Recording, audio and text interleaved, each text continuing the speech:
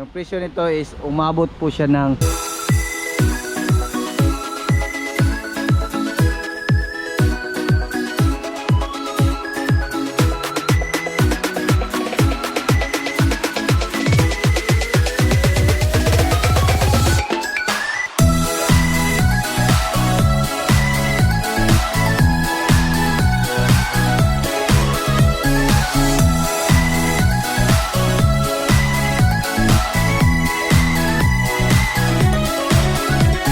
Hello mga kol, welcome back sa ating YouTube channel, Surplus TV. Sa bago lang sa ating channel, huwag niyo kalimutan like and subscribe.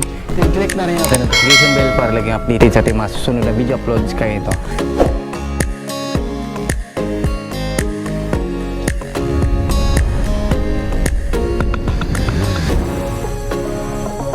So ngayon mga kol, pakita natin yung ating Suzuki Everyvan all-wheel drive RO6E engine, 660cc, 64 horsepower at 6,000 RPM.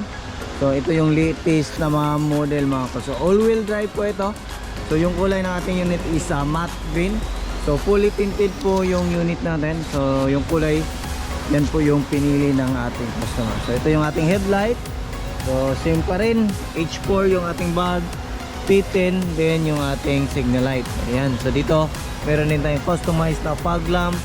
Yung bumper natin, so yan po yung ni-request ng ating customer na design sa kanilang bumper. So meron din tayong fender light or fender dito mga kol na customized. Yan po yung fender natin. Tapos makita natin dito meron tayong 13 inches na mag terrain tire.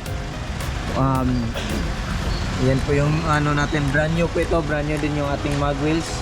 Ayan, so fully undercoat po yung unit natin mga kol. So lifted po ito ng 2 inches. So kung titingnan natin dito, mataas na po yung kanyang ground clearance compare sa naka-stock lang or hindi siya lifted.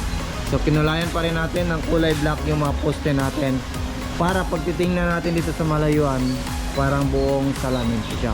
So meron tayong top load carrier yan. So naka brake drum yung likuran natin, coil spring. Then yung harap is disc brake, then coil spring din yung ating suspension. So meron tayong customized na spoiler dito mga kol. Ayan.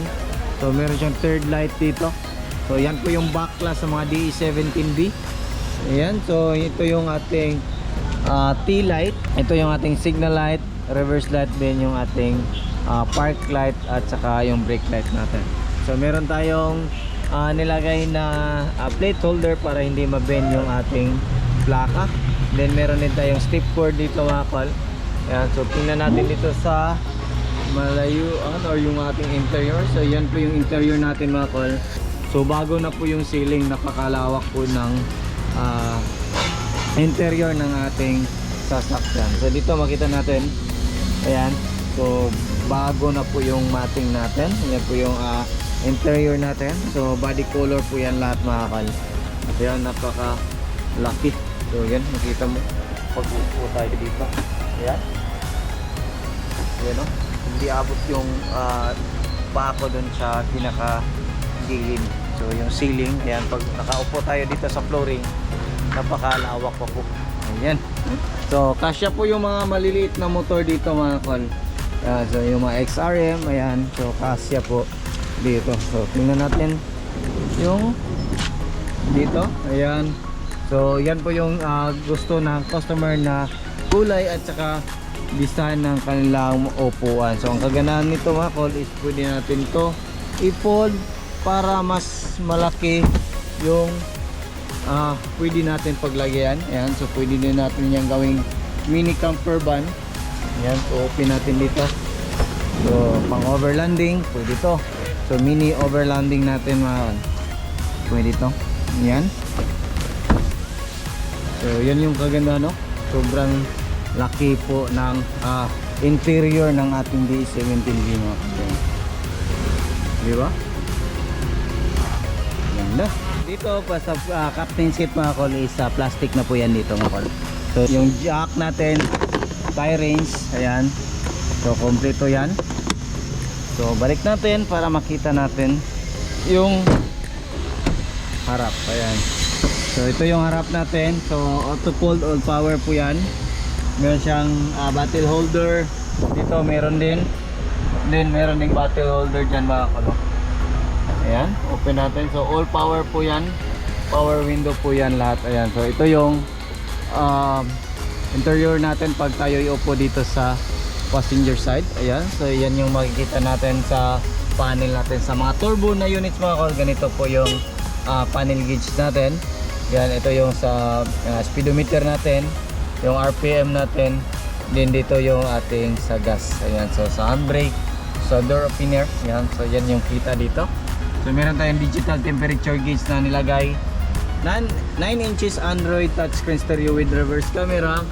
Meron din tayong dashcam dito.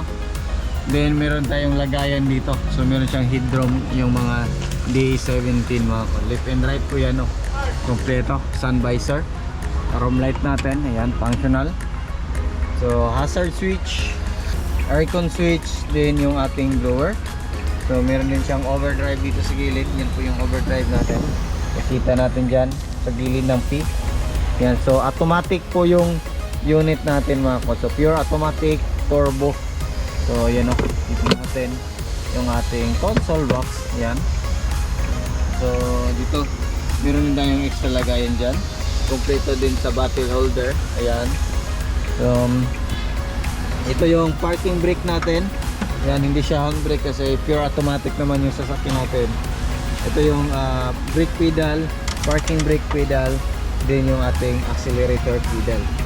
So yung steering wheel natin, meron na tayong cover na nilagay. Ayan. Tingnan naman natin yung makina ng ating unit. Ayan. So ito yung makina natin. So yung makina natin is RO6E engine, 12 valve, 660cc. Meron siyang maximum power na 64 horsepower at 6,000 RPM. Then meron siyang maximum torque na 95 Newton meter at 3,000 RPM. So ito yung PCV valve natin. Dito tayo mag-refill ng engine oil. Ayan, so makita natin yung turbo ng mga vacuum ng ating turbo. Ito yan, so dapat kompleto yan. Then ito yung ating injector. Nandyan yung ating VVT solenoid, oxygen sensor. Nandito yung ating camshaft sensor. So yan po yung makina natin. So check natin sa kabilang side. Yan, ganda ng matte green. Yan. Ayan, so dito makita natin yung ating chassis number, din yung ating model, Suzuki Motor Corporation JDM po ito mga kol. Ayan, so ito yung gas tank opener. Ayan, open po, goods. Ayan natin. Ayan, so balik natin to para ayan. So yan po yung ating throttle body. So full electronic. Yan, alternator, aircon compressor.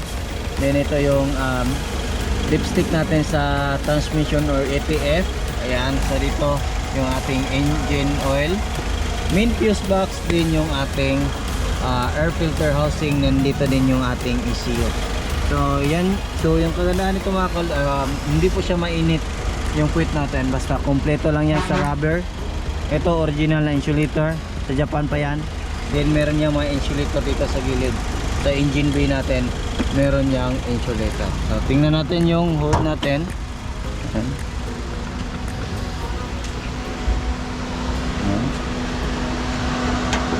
Ayun. So stick natin. Ayan. So ito yung brake fluid reservoir natin. Windshield washer reservoir din yung ating coolant reservoir. So yan po yung unit natin ngayon na matte green. So yung basic setup nito mga kol, hindi upgraded, is 330. Pero ito all in, kasama yung mga upgrade nya, yung mga flip up, mud terrain tire, fender, fog lamp, kasama na din yung front and rear bumper, customized spoiler, digital temperature gauge, yung ating Android stereo na 9 inches plus dashcam. Yung presyo nito is umabot po siya ng 380,000. All-wheel drive po yan, captain seat. So mid to order po tayo mga kol. So kayo na yung mamili ng kulay kung ano yung gusto nyo na kulay. So yan lang muna yung aming vlog for today. Maraming salamat po sa inyong patuloy na pagsubaybay sa bago lang sa ating channel. Don't forget to like, share, and subscribe. Then click na rin yung ating notification bell para updated kayo sa ating mga next video uploads kagaya nito. Pakipollow na po yung ating social media account sa TikTok natin, Surplus TV by Dudong Lagan. Yung ating Facebook page, Surplus TV page, Dudong Lagan Auto Care Center, mini camper van ni Dudong Lagan, at saka yung personal Facebook account natin na Dudong Lagan Surplus. Yan lang muna mga kol, maraming salamat at ingat kayo. God bless ating lahat.